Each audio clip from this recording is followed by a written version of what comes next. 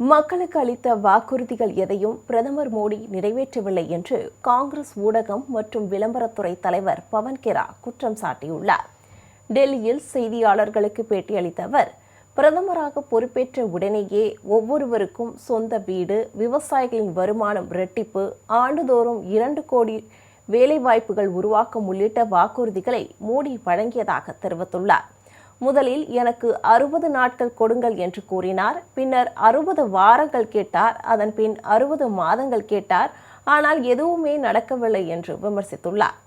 இப்போது மோடி 2047ஆம் ஆண்டை பற்றி பேசிக் கொண்டிருப்பதாகவும், இப்படியே பேசி ஏமாற்றி அடுத்த 3 ஆண்டுகளை நிம்மதியாக கழிக்க அவர் விரும்புவதாகவும் பவன் கெரா தெரிவித்துள்ளார்.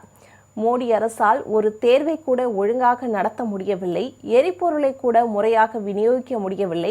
இப்போது அவர்கள் காட்டும் 2047 என்ற மிட்டாய் மீது நாட்டு மக்களுக்கு எந்த ஆர்வமும் இல்லை என்றும் குறிப்பிட்டுள்ளார். மோடி அரசின் வெளியுறவு கொள்கை தோல்வியடைந்து விட்டதாகவும், ஈரானுடன் முரண்பட்டதால் இந்தியாவில் எரிவாயு நெருக்கடியை அவர் உருவாக்கிவிட்டார் என்றும் பவன் கெரா குற்றம் சாட்டியுள்ளார்.